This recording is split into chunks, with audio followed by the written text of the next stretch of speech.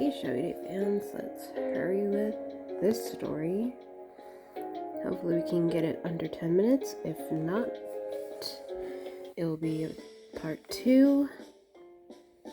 And we started with this asshole getting mad. Or is already mad.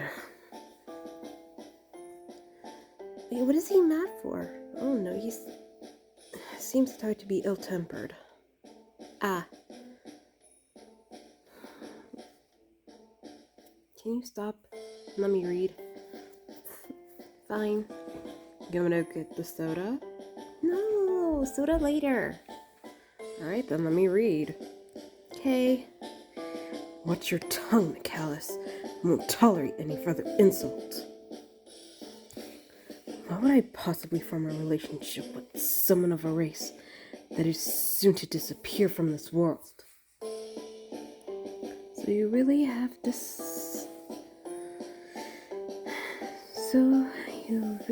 decided to destroy humankind. Of course, I have no intention of letting the most disgusting creatures in this world roam freely any longer. Wow, fuck this guy. Fuck this guy Okay, we're not gonna...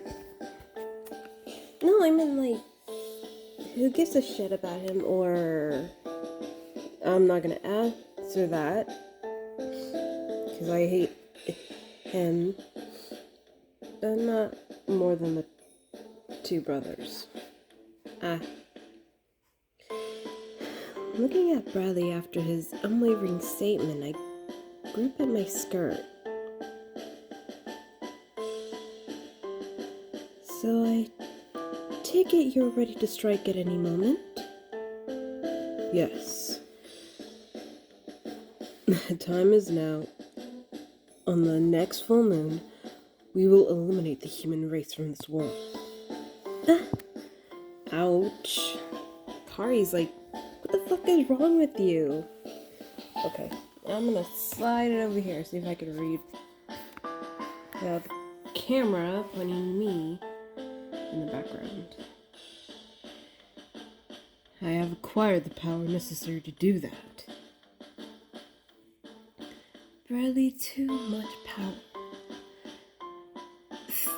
Bradley, too much power brings destruction. Being too hasty will only lead you to your ruin. That is why I have waited. I have spent 500 years observing humans, while perfecting my plan. Jackass. Rose, shut it.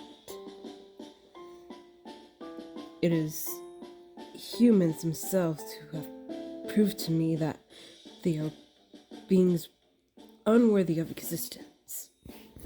Ooh, Akari's gonna smack him. If only they made that animation. Or photo. What gives you the right to make that decision? It's not a matter of whether I have the right or not. It is an inevitability. Akari, you can't understand that, though. That is all I have to say. Let me hear your opinion, Inspector. Do you agree with me or not? Ouch, he's such a bastard. Yeah, I don't like characters that are like that. You prefer someone like Jack or Daniel? I'm not gonna answer, because then it'll narrow down to them anyway. After making a bitter grimace, the inspector slowly opens his mouth to answer. However... Ooh, what's gonna happen? Ooh, we're at the 4-minute mark. Yeah, but 4 story tickets left. Can we get it all in one under 10 minutes? We can try. Yeah, we could.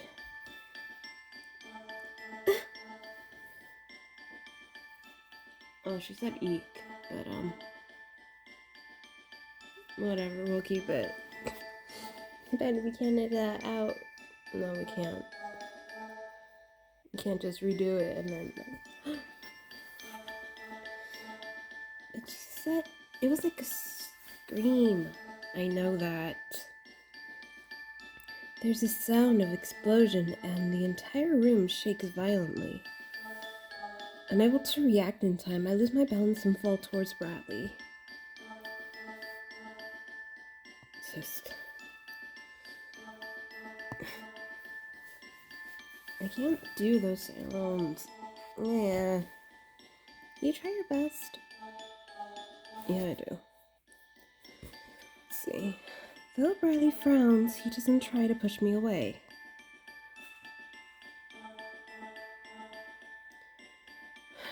I take back what I just said.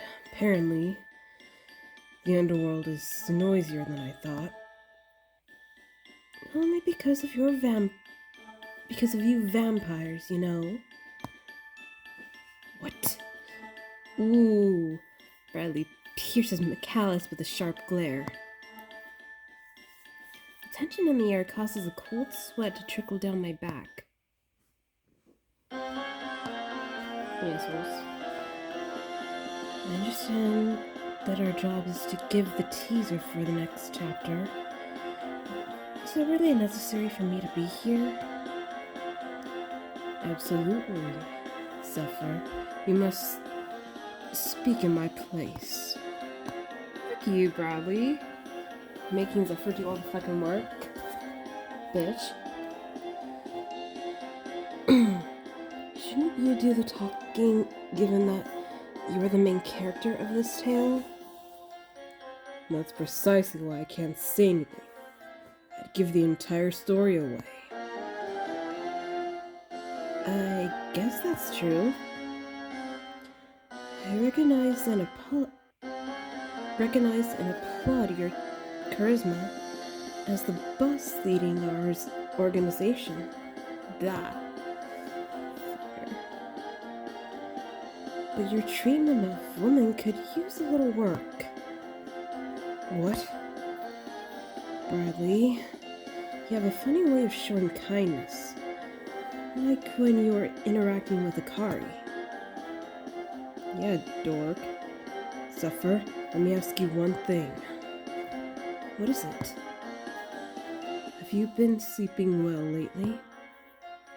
Actually, I haven't slept for about a week. Then you go ahead and rest. Forget about the teaser this time. You have my permission to go ahead and go to bed. Fuck. You're screwing around a lot. Shut up. No, I swear, if we're left with one story ticket, I am not making a part 2. Make it under 20 minutes. Let's hurry up. Fine. Bradley pierces McAllis with a sharp glare.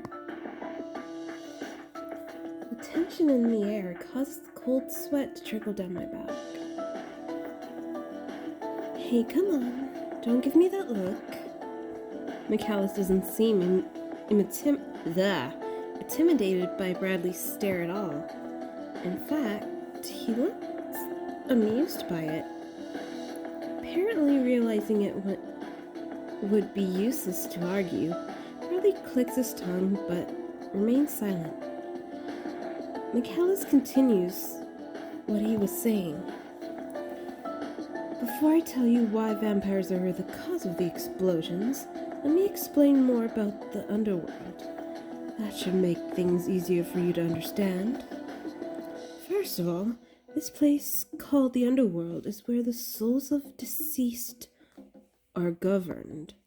Apart from a few expectations, everyone, including humans and vampires, come here when dead. And bring their souls here is the job for spoken in his voice, but it was McAllis still. I gotta read right there, people. If it doesn't say someone else's name, I do not speak in their voice. And bringing their souls here is the job for Ilonis and me. I can't pronounce names. The inspector's in charge of keeping track of all the souls in the underworld and making sure that all Reapers perform their job properly. Oh yeah? It's a very important job to prevent Reapers from killing other Reapers. Hesitating or prolonging death for the dying is also prohibited. What happens if they break the rules? They will perish forever with their soul. That's terrible. It's true. I've seen it happen with my own eyes. As long as you keep to the rules, there are no need to worry about it. Don't care about rules. Ouch. Well, now you have a better idea of what the underworld is like. Bitch. Hurry, it's at the 11-minute mark. After this story, we're heading straight to Vincent. But after this video uploads, what are we gonna do during that time? There is Paper Mario. We're doing music with Angel Dust. Of course you and Angel love music. Fine, let's hurry this up. Read. Oh, right, I'm Akari. Whoops. I think so. Good, let me talk about the explosion now. I'm sure you all already know, but recently there have been a succession of vampire murders. What? As I just explained, the souls of vampires that have been killed are brought to the underworld, which is all fine. But some of the vampires who won't accept their own death are joining forces and causing explosions all over the underworld. The ecosystem here, which has remained unchanged for centuries, is now beginning to crumble.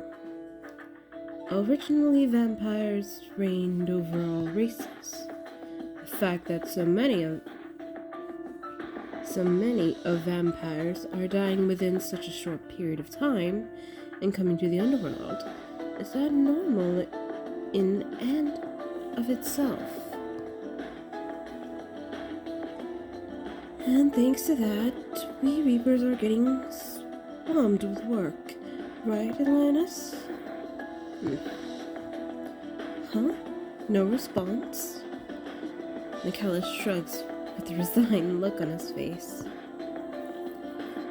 There's deep concern that the vampire race will go extinct and thereby gravely affect the state of the underworld. Can you guys guess what happens if those of us caught in the middle were to step in and aid the vampires? You would upset the balance of the ecosystem. Correct. Our role as Reapers is solely to keep order in the underworld and govern the souls of the dead. In other words, you have no intention of helping us. That's right. And you can rightfully assume... rightly assume that all Reapers in the underworld feel the same way. Haha, no vampire help. Ha. All Reapers, huh? Riley's mouth curls into a sneer. He looks at the inspector with the look of vague amusement. I had planned on cutting off your head right here and now, depending on your answer, but it looks like I won't be needing to do that anymore. I do plan on bringing you over to our side eventually, but as long as you don't join up with the enemy, that's fine for now. But I will kill you without hesitation if you ever get in my way. Keep that in mind. Only Reapers can kill other Reapers. Well, let's see about that, shall we? Even though Bradley doesn't physically raise his weapon, the air is thick with strain. Unfortunately, I have no way of dissolving that tension in my power. Nah, I think that part was Bradley's, but whatever. After that, the conversation comes to a halt, without any further words between Bradley and the inspector. For Bradley has something to attend to. Zephyr guards me on the way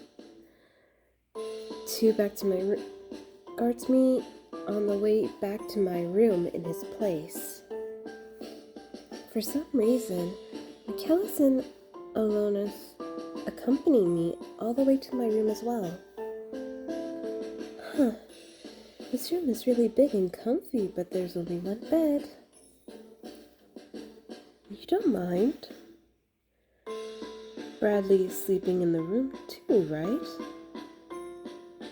That was the very first thing that crossed my mind when I came in. I'm a little worried about you.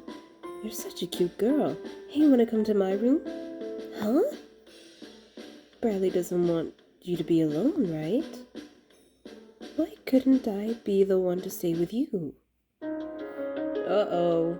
Okay, he's like getting into Akari's space. Well, it would be okay if it was his story, but this is Bradley's story, so I think Akari would kindly refuse.